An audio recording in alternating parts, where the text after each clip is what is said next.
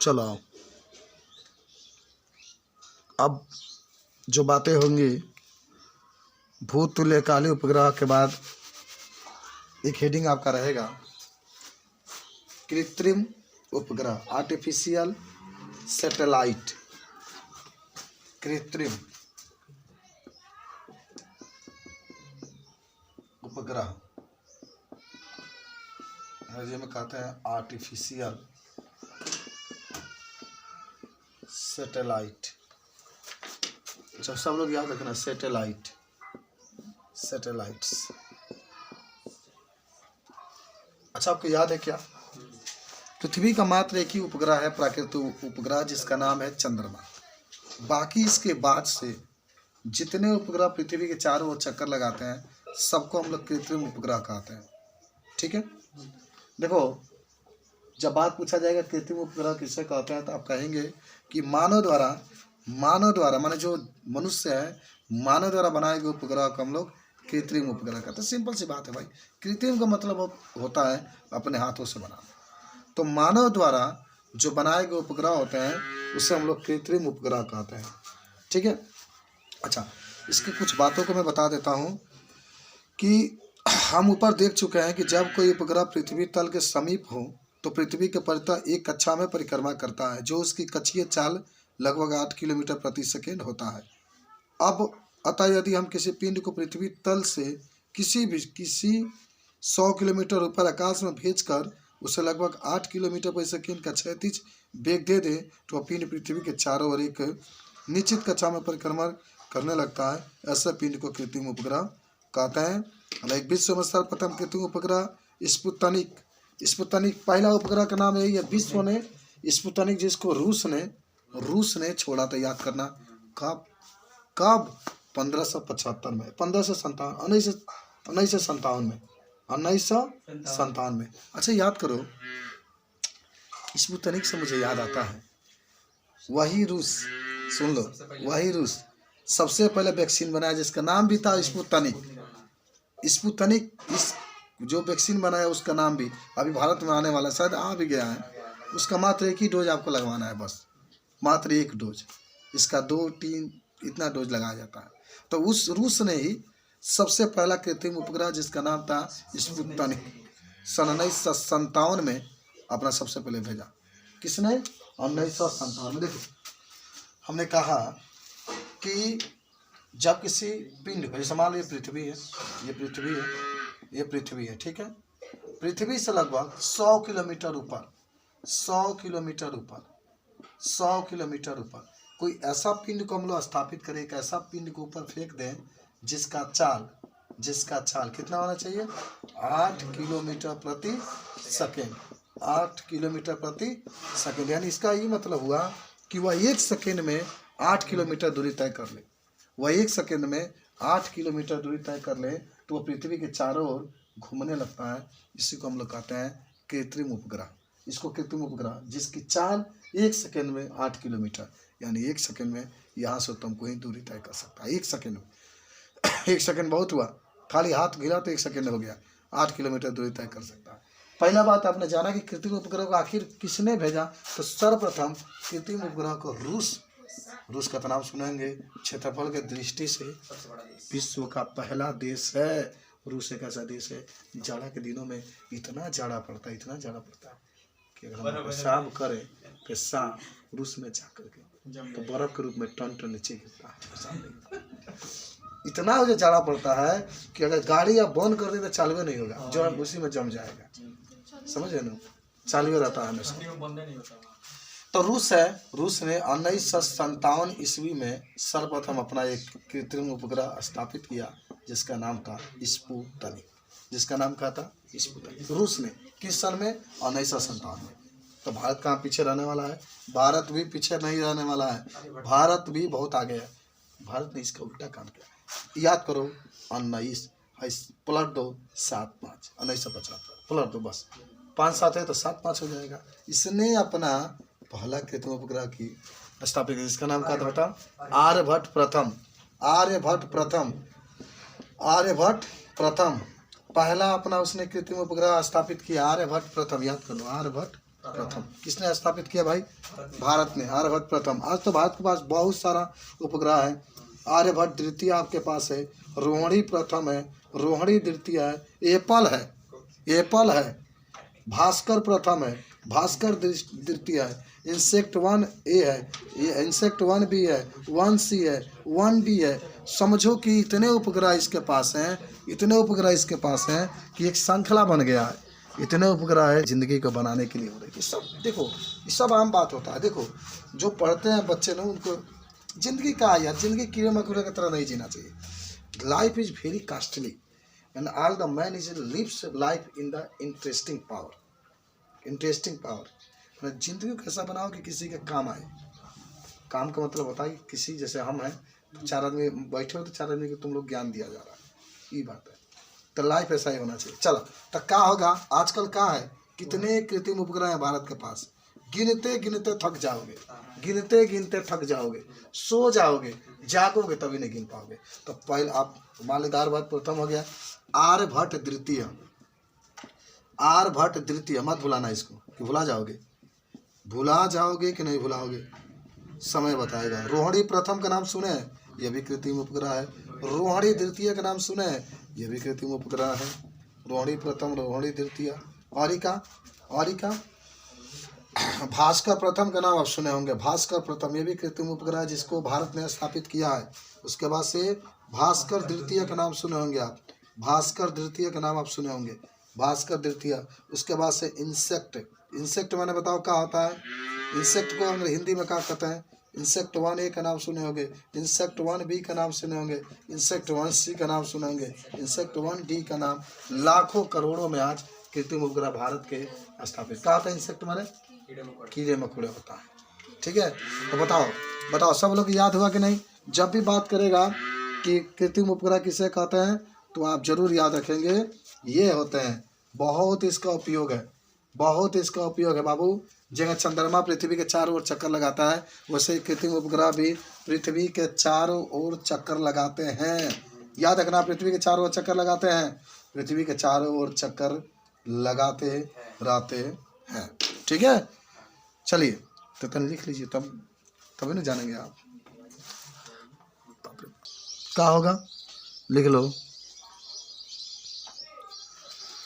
Usage of artificial satellite, पहला होता है ना, पहला 1 नंबर, इनसे वायुमंडल के ऊपरी क्षेत्रों का अध्ययन किया जा सकता है। इनसे वायुमंडल के ऊपरी सतह के बारे में अध्ययन किया जा सकता है। वायुमंडल के ऊपरी सतह का मतलब होता है ना, वायुमंडल में क्या हो रहा है उसके बारे में।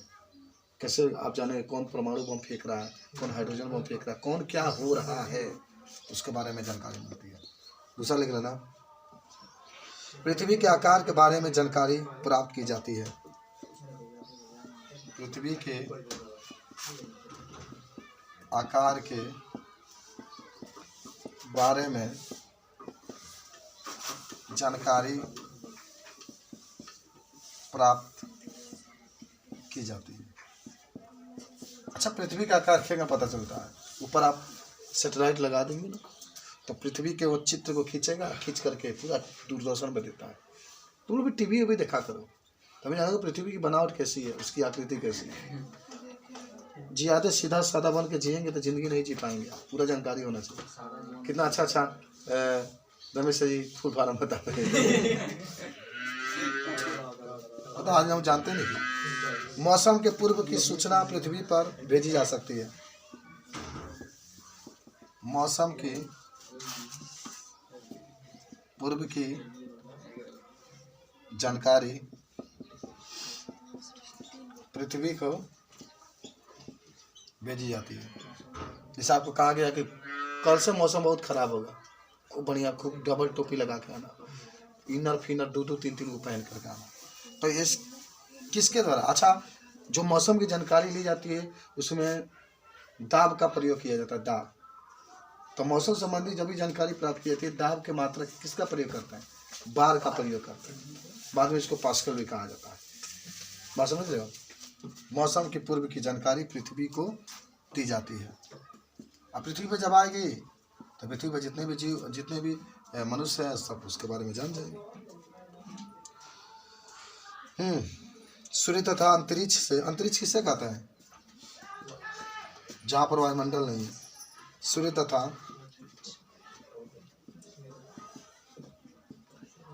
अंतरिक्ष से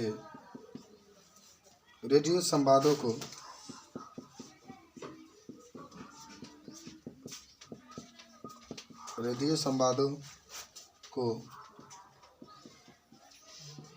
भेजने में सहायता मिलती है। 5 नंबर, विमान चालक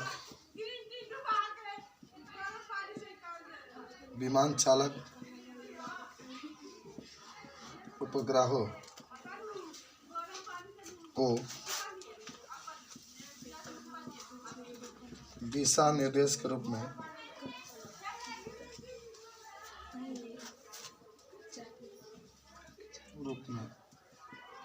प्रयोग किया जाता है।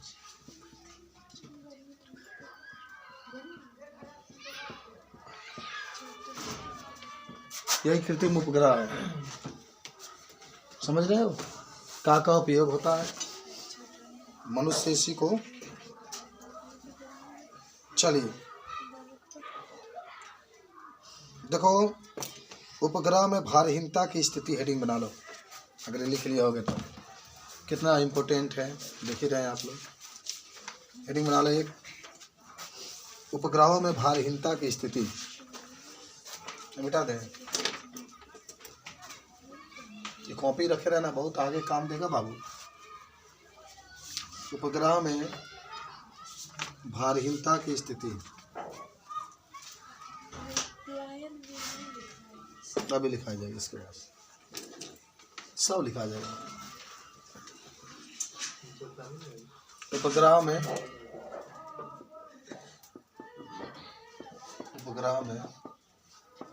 भारहीनता की स्थिति।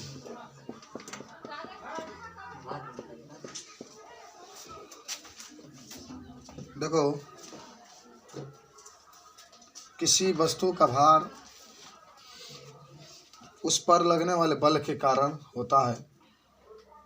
उपग्रह पर कोई घर्षण बल कार्य नहीं करता है। इसी कारण वहाँ पर हमें किसी प्रकार का भार का अनुभव नहीं होता है, भारहीन महसूस होता है। देखो, आप अंतरिक्ष में चले जाएंगे तो वहाँ पर देखेंगे कि किसी प्रकार का आपको अनुभव नहीं होगा, क्योंकि वहाँ पर वायुमंडल नहीं है। आपका वजन पृथ्वी के गुरुत्वाकर्षण बल, माने पृथ्वी अपने तरफ आपको खींच रही है, इसके कारण आपका अंदर ताकत महसूस हो रहा है। ऊपर से हवा का दबाव है, तो उस हवा के दबाव के कारण भी आपके अंदर भार का अनुभव हो रहा है कि आप इतने केजी के हैं। लेकिन वायुमंडल में चले जाएंगे, उपग्रह पर चले जाएंगे, तो वहाँ वायुमंडल उपस्थित नहीं है, वहाँ पृथ्वी का गुरुत्वाकर्षण बल उपस्थित नहीं है, इसलिए वहाँ पर हमें भारहीनता का अनुभव होता है। बात समझे? तो हेडिंग बना लो, उपग्रह में भारहीनता की स्थिति, तो लिख लो। देखो, संपूर्ण ऊर्जा, उपग्रह का संपूर्ण ऊर्जा, उपग्रह का संपूर्ण ऊर्जा, संपूर्ण का अंग्रेजी में क्या कहते हैं? टोटल। ऊर्जा का अंग्रेजी में क्या कहते हैं? Energy of satellite. देखो, जब भी आपसे कोई पूछे तो क्या बताओगे? जो उपग्रह होते हैं वह ग्रह के चारों ओर चक्कर लगाते हैं। जब वो चक्कर लगाते हैं तो उसमें दोनों ऊर्जा पाई जाती है, एक गतिज ऊर्जा भी होती है और एक स्थितिज ऊर्जा भी होती है।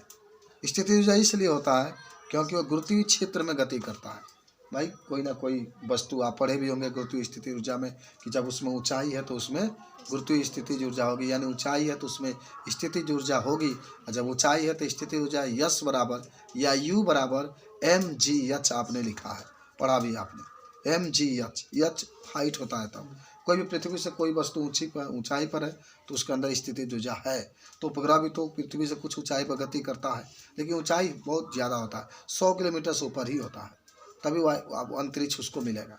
जितने आप उपग्रह स्थापित करते हैं सब अंतरिक्ष में स्थापित करते हैं, सब अंतरिक्ष में स्थापित करते हैं। तो एक बात सुनो, उपग्रह जो होते हैं ग्रह के चारों ओर जब चक्कर लगाते हैं तो उसमें स्थितिज ऊर्जा और गतिज ऊर्जा दोनों होती है। स्थितिज ऊर्जा इसलिए होती है क्योंकि पृथ्वी के गुरुत्वीय क्षेत्र में गति करते हैं, याद करना, पृथ्वी के गुरुत्वीय क्षेत्र में गति करते हैं। और गतिज ऊर्जा इसलिए होती है क्योंकि उपग्रह गतिमान होते हैं, हमेशा गति करते रहते हैं, ठीक है। तो जब उपग्रह गतिमान होंगे तो उसके अंदर गतिज ऊर्जा पाई जाएगी, जब उपग्रह गुरुत्वीय क्षेत्र में उपस्थित रहेंगे तो उसमें स्थितिज ऊर्जा पाई जाती है। तो दोनों ऊर्जा को, स्थितिज ऊर्जा, हालांकि स्थितिज ऊर्जा को हम लोग यू से प्रदर्शित करते हैं, गतिज ऊर्जा को के से प्रदर्शित करते हैं। तो स्थितिज ऊर्जा और गतिज ऊर्जा दोनों ऊर्जा के योग को उपग्रह का संपूर्ण ऊर्जा कहते हैं। और इसका मान अगर आप देखेंगे तो यू संपूर्ण ऊर्जा को ई से प्रदर्शित करते हैं, तो ई बराबर -1/2 G capital M E small M बटा में आर ई, बटा में क्या होता है आर ई, ये संपूर्ण ऊर्जा का सूत्र होता है। तो समझे, मान लो पृथ्वी है, आप पृथ्वी पर खड़े हैं, ये पृथ्वी है, ये पृथ्वी है सपोर्ट है, और इस पृथ्वी के चारों ओर कृत्रिम उपग्रह गति कर रहे हैं। तो जब गति करेंगे तो उसमें दोनों ऊर्जा होगी, कौन कौन ऊर्जा? स्थितिज ऊर्जा, गुरुत्वीय क्षेत्र के कारण जो पिंड है, जो उपग्रह है गुरुत्वीय क्षेत्र में गति कर रहे हैं, तो गुरुत्वीय क्षेत्र के कारण उपग्रह में जो ऊर्जा होगी स्थितिज ऊर्जा होगी, जिसको आप यू से प्रदर्शित करते हैं। और जब वो गति कर रहा है तो गति के कारण उसमें जो ऊर्जा होगी उसको गति ऊर्जा कहते हैं, उसको गति ऊर्जा होगी। और कुल ऊर्जा जो होता है, संपूर्ण ऊर्जा जो होता है, उसको ई से प्रदर्शित करते हैं। तो ई बराबर होता है यू प्लस के। जब पूरा आप हल करेंगे तो इसका मान आएगा -1/2 G M E small M बटा में आर ई। सबको याद है नो। ई को क्या कहोगे? संपूर्ण ऊर्जा, टोटल एनर्जी। चलो जी को क्या कहोगे? गुरुत्वाकर्षण नियतांक, सार्वत्रिक गुरुत्वाकर्षण नियतांक, जिसका मान आपका 6.67 गुणे 10 के ऊपर -11 होता है। मात्रक इसका बता सकते हैं क्या? कैपिटल जी का सोच समझ के हाँ बोलिए।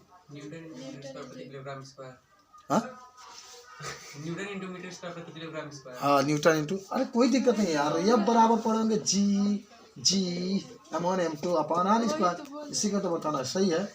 F इंटू आर स्क्वायर, नीचे m स्क्वायर, तो होगा न्यूटन इंटू मीटर स्क्वायर प्रति किलोग्राम स्क्वायर, ये होता है, आप लोग बताए भी थे।